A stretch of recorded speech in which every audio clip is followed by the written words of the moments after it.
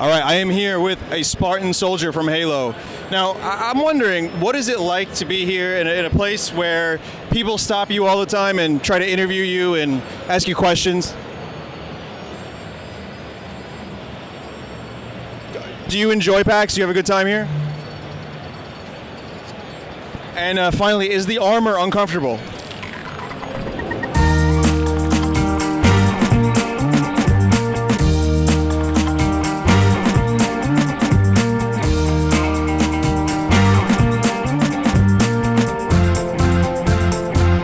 I'm here with a developer from Shovel Knight, and hey, so tell me about the game. I'm not a developer. I'm here with Waz, all right, from Yacht Club Games, and we're going to talk about the new expansion for Shovel Knight. Right. And well, first of all, how's PAX for you so far? PAX has been crazy busy. We've had constant crowd at the booth. This is like actually like what it looks like when it's kind of low as far as people come. People have been flooding into the aisles. They've been pushing people back. That's been the struggle, but it's been really cool. We had plushies here that we were selling, and they sold out in like 2 hours. People just clamoring for the stuff. So as far as just being inundated with fans, it's been really good. All the characters so well designed, and like there's shirts over there. I can't see how you still have shirts left.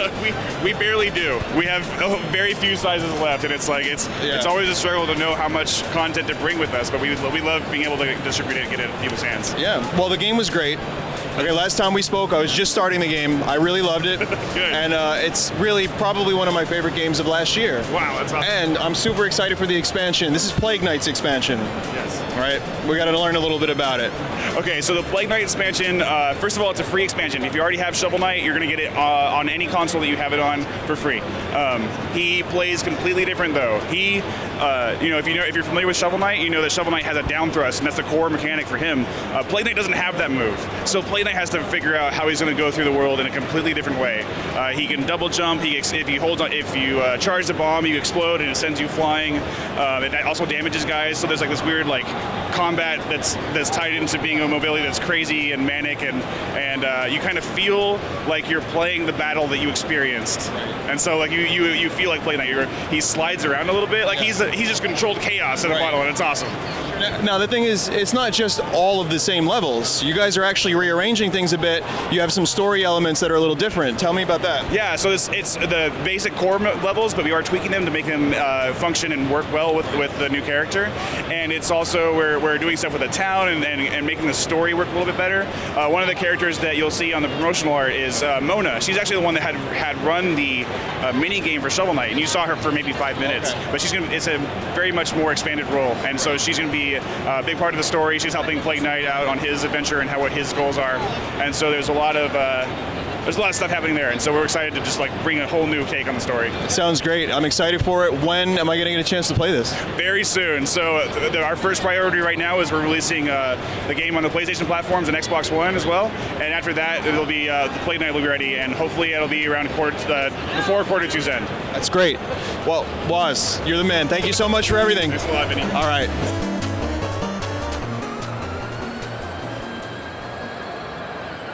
So I'm here with the developers of Rain World, an upcoming Metroidvania atmospheric game. So how are you enjoying PAX so far? Doing awesome. A little tired, not gonna lie. So I've been following Rain World for quite a while. It looks like a really unique Metroidvania, very minimal UI, which I really like. It really draws you into the game. Can you tell me a little bit about that kind of immersive aesthetic that you chose? Oh yeah, definitely. I'm really glad you said that you love the minimalistic UI, because we're trying to make it an organic experience where like nothing brings you out of the texture of the game. And that can be really challenging sometimes, because it's so easy. It would be so easy just to like pop up a meter sometime or be like, okay, here's a map. But we're trying to make it so it's organic. Like the main character of the game is this little slug cat. And we want to put you in the position of being a slugcat. We want to put you in this position of not knowing where you're going and having to like learn the behaviors of creatures as it goes along, rather than having like an arrow that's like blink, blink, blink. You are trying to create like this ecosystem, right? Yeah. And so the idea isn't that, I mean, you know, a lot of video games, they'll pop up like non-player characters will just be like a target that you shoot at. Like, here's an enemy. Like, your only objective is to kill this enemy. That's its only existence is to die. It exists only for you, right? It doesn't exist to like do its own thing. So in Rain World, we're trying to create this atmosphere like where each creature that's in the game, they're doing their own thing. They have a place that they live. They're hungry. They're just trying to gather food, and you're sort of like navigating your way through that. So if we can have this system where you're like learning to play creatures off of each other, I think it's going to be really cool. Yeah, I think it looks amazing. I'm really psyched for this game.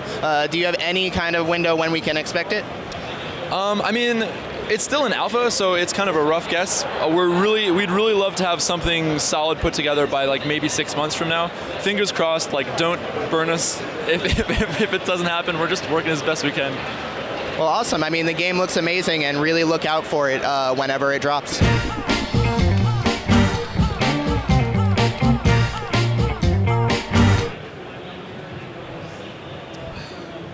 So I'm here with Will from Soda Drinker Pro Industries. Actually, what's the name of your company? Yeah, SnowRunner. So I'm here with Will from SnowRunner, and today we're going to be talking about Soda Drinker Pro. Listen, I've streamed this game before.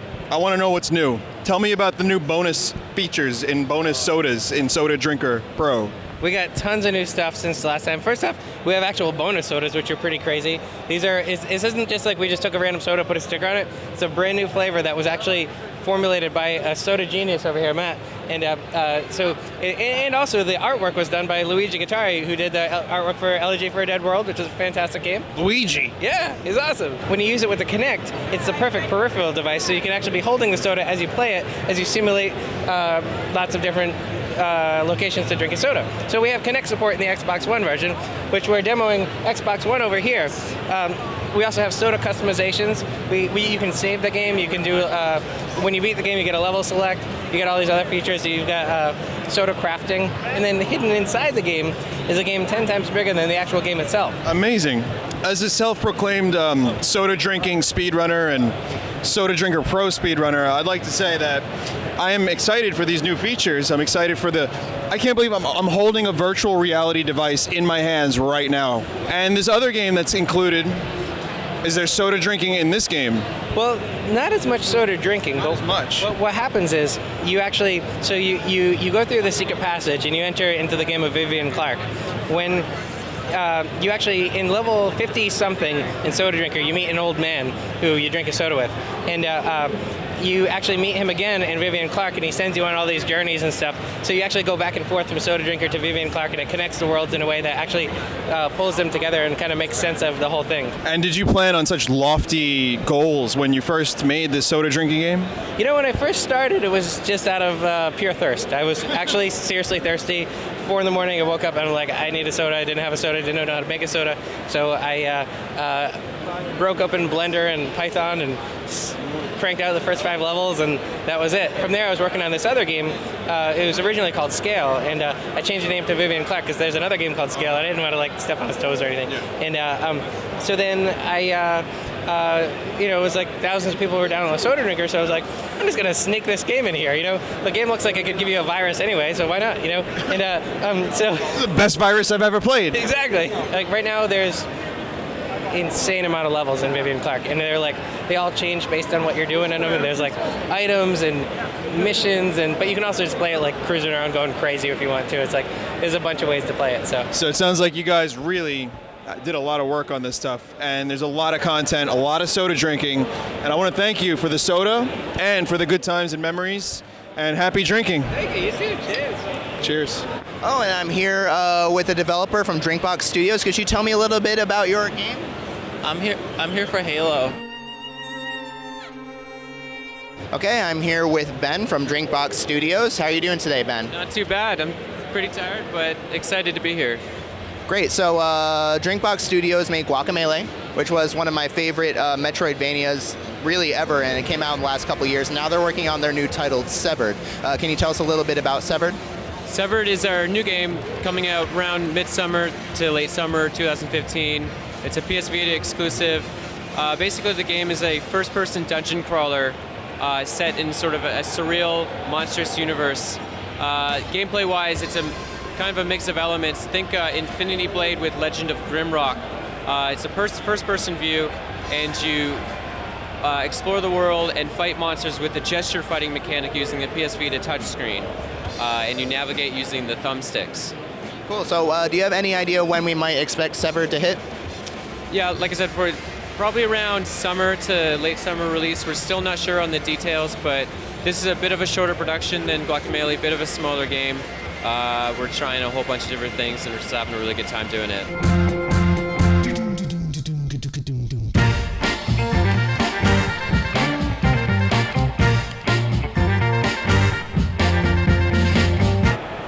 Today, I'm here with Alex from Robot Loves Kitty. We're talking about a game called Epsilon Circuit, and it's going to be, oh my god, Calvin's behind me from Robot Loves Kitty. This is unexpected. This is a development that I have not expected, and he's gone. So, Epsilon Circuit, tell me a little bit about what the game is. Epsilon Circuit is an online action RPG, but when you play, you are automatically live streaming to an audience that can kind of Hunger Games style affect the world for you. They're like a dungeon master, strategist type person. And when you die, you never get to play again. You never get to play the game ever again. So, how long do you get to play for? As long as you can survive. As long as you can survive. The idea is there's a single server, so it's an exclusive server with only 8 character slots, and it's run like a game show. So it comes up, like the server goes live for a couple hours a day, and the selected players come in and they play for as long as they can to survive. And if they make it to the end of the day, they've won that day, and they can play the next day. Wow. So this game is like almost designed for the streaming community. Like, for example, what I do. Indeed.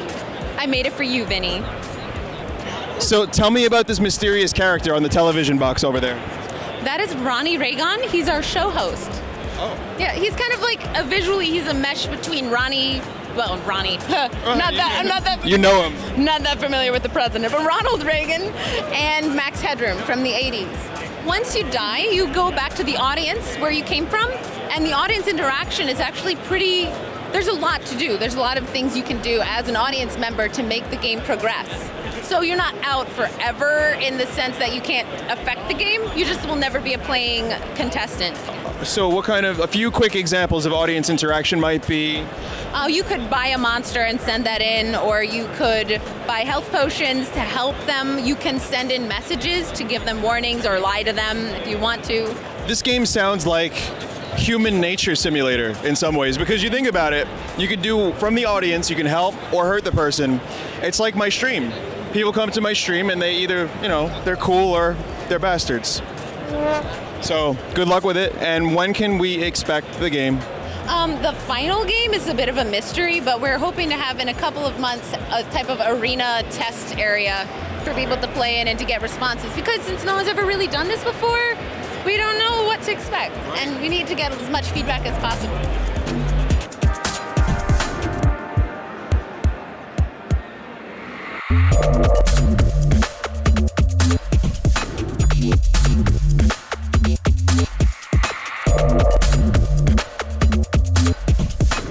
I'm now here with Brawlhalla. I want to check out this game. What's your name?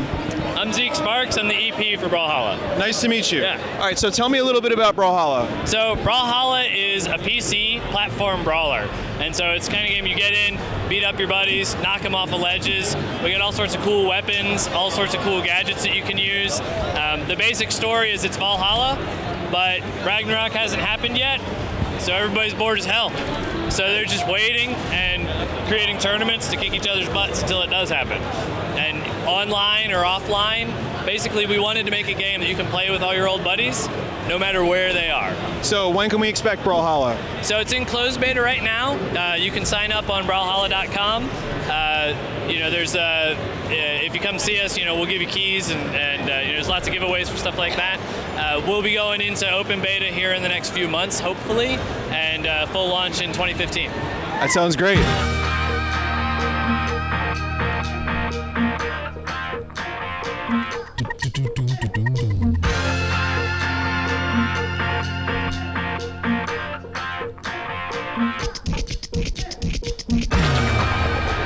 I'm here with a developer on Vacante, and tell me, what was it like to work on the game? What do you? I don't make games. I just thought that said Vag China. All right, so this is kind of cool. I'm here with Kyle, longtime Vinesauce viewer, friend of Fred, and we're going to be talking about the game Vacante. It looks really cool. Kyle, how you doing? I'm doing pretty great, as much as I can be. It's pretty crazy here. There's so much crap going on. And Hangovers? They have us working as slaves. I'm a slave to this booth. Hangovers and insomnia. That's PAX. Insomnia, yeah. That's one you want to avoid, though. That you want sleep. Don't not sleep. Don't not sleep. A rainbow's gonna come out of my fucking hands when I do that. That's how you know we're professional. So Kyle, tell me a little bit about Vacante. Okay, so we take a lot of inspiration from Spelunky, and a lot of the people on the team play a lot of games like Metroid and Castlevania and that sort of thing. And we also love those classic traditional roguelikes, I guess I would say. And what we're trying to do is we're trying to make the platforming roguelike a more rich experience for the player. So think of Spelunky except like RPG elements and traditional roguelike elements. So you have a leveling up system, affinity points, you have a managed inventory, you have equipment that has game-changing attributes. What can you expect from the average player? How many times are they going to die in the first hour? A lot of times. But that's what makes it rewarding. That's right. You get game knowledge, and that game knowledge helps you progress through the rest of the game. When is it available? Is it available? So right now, we have it set up on Steam Early Access. We went really smoothly through the greenlight process. And we've been working on the game for about like a year and 3 months, sort of like that. And we're hoping to be done with like the main content of the game either by late this year or early next year. You guys keep up the good work, and community interaction is great, and I hope everything goes well for Vacante. Thanks a lot. Good luck. I really appreciate you stopping by the booth. I really appreciate you hanging out with us. Anytime, man. And thanks for watching Vinesauce. Dude.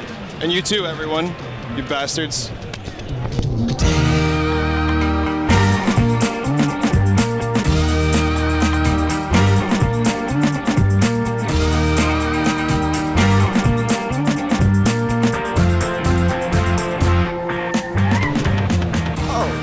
Hey, I didn't see you there. I'd like to, what's your name again? Ryan. Ryan, who is a level designer, correct? For Behemoth Games, designers of Castle Crashers, BattleBlock Theater, and the upcoming Game 4. So, Alien Hominid. And Alien Hominid, we cannot forget that. So you're the level designer. How is it different designing levels for this kind of game? Well, like you said, I started on BattleBlock Theater, and that was, platformer, a lot of fun to work with all the different blocks and all the different combinations that we can do.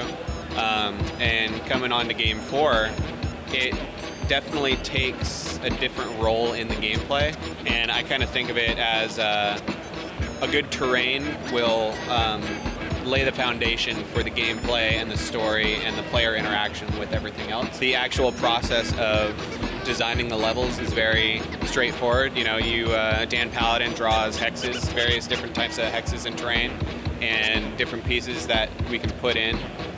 It's our job to put all those together. So just kind of playing around with what works well together, what looks good together, what the player likes, what they don't like. That's all a learning experience. And so it wasn't difficult. It was just a process of learning the best way to do what we want to do. Gotcha. Well, the game looks really great. Do you have any kind of window we could expect it to drop in? Unfortunately, no window. There's not even a window. We have really no idea right now. But it is our largest team ever. So, we're working hard and we're staying focused, and hopefully we'll have it out soonish, as soon as possible. Yeah, I just played a little bit of it. It was really a lot of fun. So thank you so much for designing a great game, and I really look forward to playing more of it. Thanks.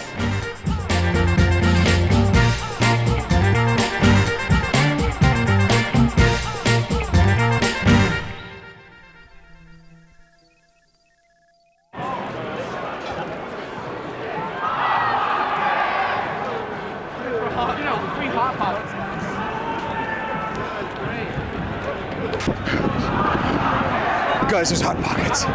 We need to get Hot Pockets. They're giving them away for free. This is the best moment. Look at this. They got it. They're so happy.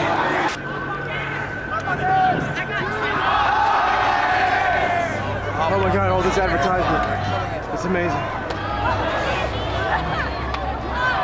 Jesus Christ.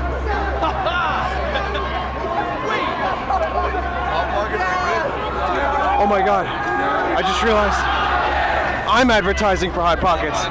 Oh no, stop asking us to advertise for free. They're like ravenous wolves. They need the Hot Pockets. They know that the pizza eat gooey substance. It's so good for them. They know they need it. They'll do anything. They'll shill in a Vinesauce video just to get a free pizza box. It's insane. Day 3 at PAX. It is the craziest moment of my life. Just trying to calm down the crowd. It's not gonna happen. It's not gonna happen. They're animals. They need the pizza-y substance.